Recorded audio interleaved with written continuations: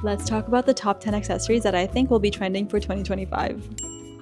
Hi friends, welcome back to my channel. My name is Sabs and I love all things fashion and handbags. Last week we were talking about the top 10 accessories that are trending in 2025 that I am personally obsessed with, and you guys expressed interest in hearing my full list. So here we are again with another top 10 favorite accessories that I am obsessed with, or top 20 if you want to count last week's list. So let's just hop in because I find this week's list more fun than last week's, if I do say so myself. Let's start with the controversial one first. Expensive looking loafers. I don't know if shoes can really be categorized as an accessory or if they belong in their own category of shoes, but to me, shoes are very much an accessory because of the way I use them to elevate my outfits a lot of the time. And you can call me old-fashioned, but to me, footwear is something that is more of an investment in your wardrobe. So you really should be going for quality and longevity of a product rather than just its style and how trendy it is. And that is especially the case when it comes to leather footwear. So coming back to the topic of loafers, I find that loafers are very personal in the way that people prefer them. Some people really like it when it has a very soft and worn in kind of feeling and the leather is very malleable, and then some people like them very structured with the leather being on the harder side. I happen to be on the side that prefers a more structured type of loafer.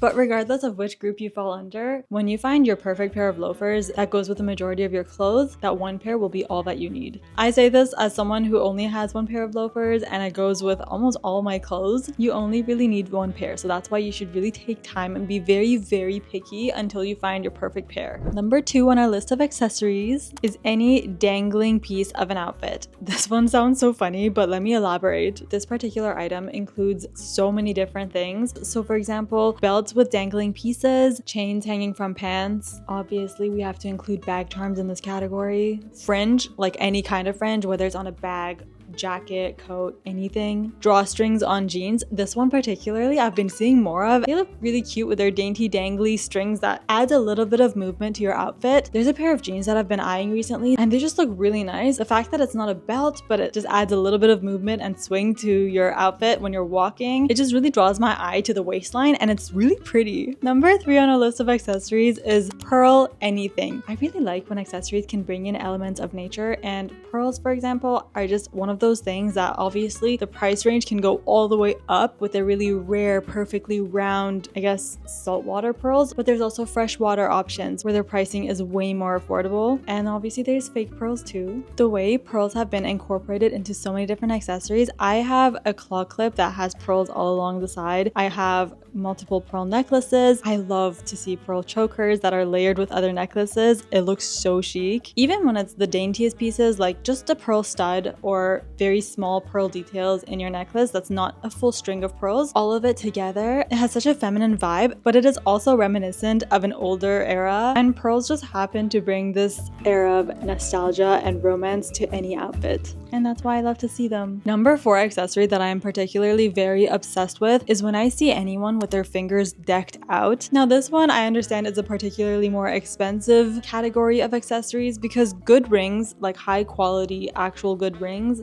can be quite pricey. But when I say decked out, I don't mean that you have to be wearing different kinds of rings all the time. Even if you have your staple rings that you wear all the time, that is just something that becomes part of your uniform. Everyday uniforms are a very cool girl thing to do. So don't let this category scare you off. But when I say decked out, I mean full big chunky rings or stackable rings, midi rings, those nail cuffs that we're seeing recently, which has a bit of a futuristic vibe to it, but in a really good way. Anyway, fingers being decked out is my absolute favorite thing to see because think about it. You go to coffee with your best friend and she has all of her rings on and it is a sunny, bright day like today, and you're watching her talk very animatedly about a topic she's excited about, and the way the rings catch the light and the fingers look so embellished, it always draws my eyes to the fingers. Do you get the picture? It's all very pretty and whimsical and fun, and my eyes love to see it. Number 5 on our list is charm necklaces. This one is particularly really fun because I don't think there's a single young girl that didn't at some point or another want to have a really cool charm necklace or a charm bracelet, and when these trends come back around, it just kind of brings back those memories of when you were younger and you wanted to collect little things, and charms is just one of those things that always feels very personal to us. So what better way to have a personal stack of jewelry on your neck than a charm necklace? There are very various types that I've been really enjoying seeing in this category. One of them isn't even a charm necklace at all. It's just stacking various necklaces in a way that all their pendants kind of fall close to each other, and it might have the appearance of a charm necklace, but it's really just stacked. And another one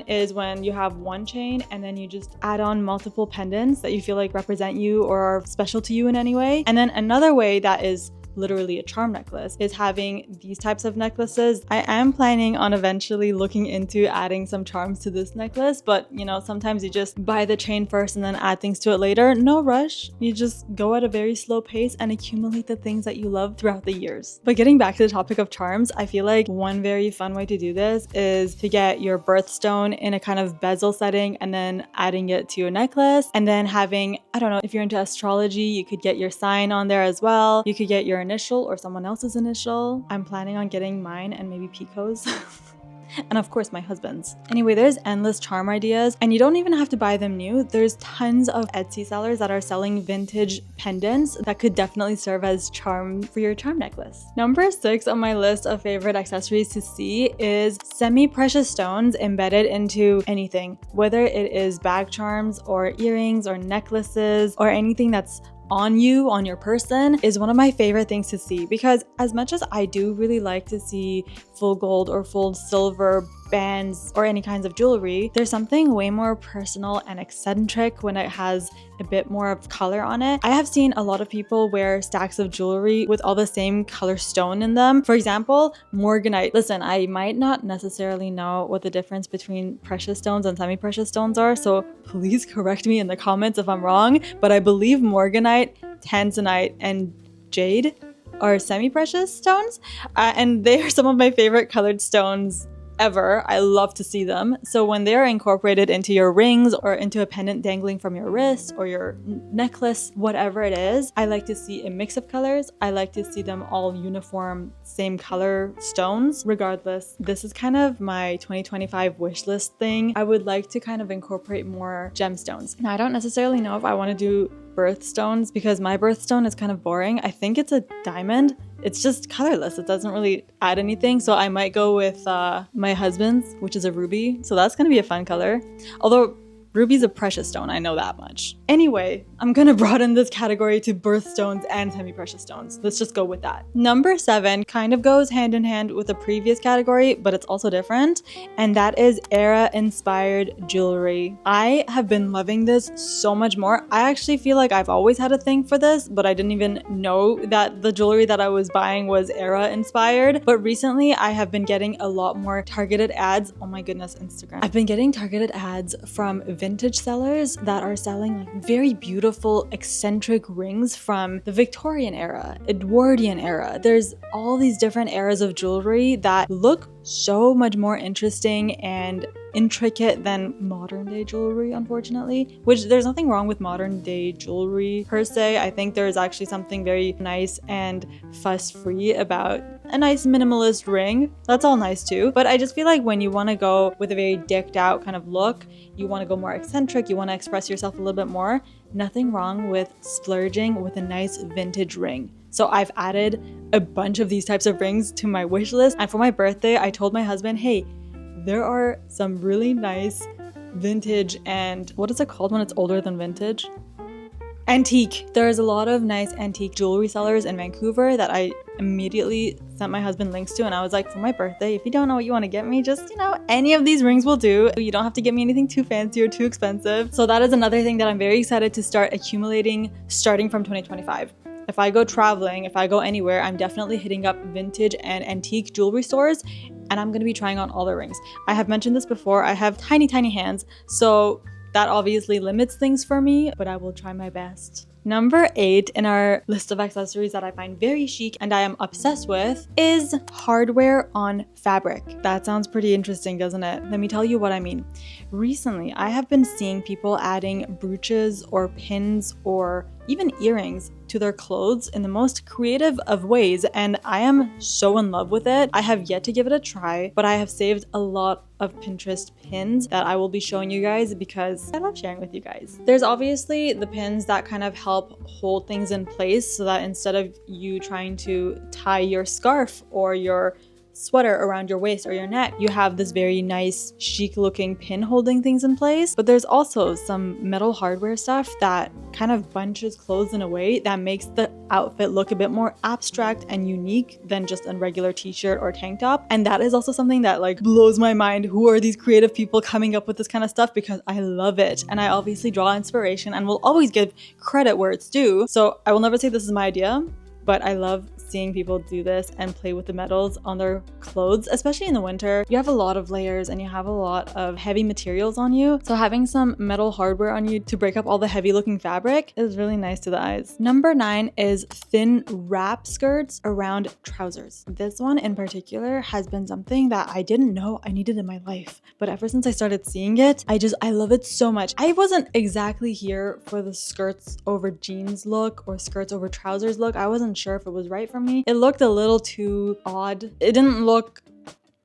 like it was matched in any way. I don't want to say I'm someone who likes to wear matchy items. I feel like there's lots of fun ways to mix patterns and fabrics and textures and all those things. But when you wear a very totally different skirt with a very totally different pair of pants, it's just two different worlds and they kind of end up clashing in my opinion, which I never fault anyone. If they enjoy it, by all means go for it. It's just not for me. But the ones that I've been liking a lot is when the skirt doesn't overwhelm the outfit. It's kind of just a very dainty additional touch, almost as if the outfit is trying to be a little bit more modest or a little bit more whimsical, some more femininity, because trousers were traditionally a menswear item, but then now that it's a women's wear item, we're like, wait a minute, we're gonna add a little bit more femininity back into this outfit. And that's just what it gives to me. Am I gonna be doing this myself? I still don't know, because I don't know if it's worthwhile for me to add a piece like that, because I don't wear too many trousers to begin with, but I definitely do enjoy seeing it on Instagram and Pinterest. Last but not least, our number 10 accessory that I'm obsessed with is balaclavas for winter. Obviously, we are in January, so I had to throw in a season appropriate item. Balaclavas have been around forever, and it's not even been trending for 2025. I think it's been already trending for 2 years, but this year was when it really clicked for me and I was like, I like it. I want to give this a try. My ears get cold so easily. My face gets cold and I just feel like, you know what? This is very cute and it's not just for warmth. It adds a little something to your outfit. So whether you want to add a bit of color or you want to go with a very neutral balaclava so that it just blends into your outfit, either way, I've been loving all the looks with it. So it is on my knitting / crochet list for this year. Will I get to it? I don't know. So if you guys have any good balaclava tutorials online or patterns that you have tried or liked or anything, please link them to me. I would love to give it a try. I already have bought a few yarns that I think would look very cute for balaclavas. Yeah, I'm not sure if I want to go for like a pop of color that's like a statement piece, or a neutral one so that I'm not standing out too much when I wear a balaclava for the first time ever. But regardless, it is just such a cozy looking soft piece and I can't wait to give it a try this year. So that is it. That is everything for my second list of accessories that I'm very obsessed with and I find very chic for 2025 and beyond. What do you guys think? Do you guys like this list? Did you guys like the previous list better? Do you like this list better? Were there any items that you don't necessarily agree with? I would love to know your thoughts. Let me know in the comments down below. If you haven't yet, I would love it if you guys subscribe to my channel because I love making content for you guys. So I would love for you guys to stick around and see more of my videos. If you like this video, please give it a thumbs up. I hope you guys have a lovely rest of your week and I will see you guys in next week's video. Bye!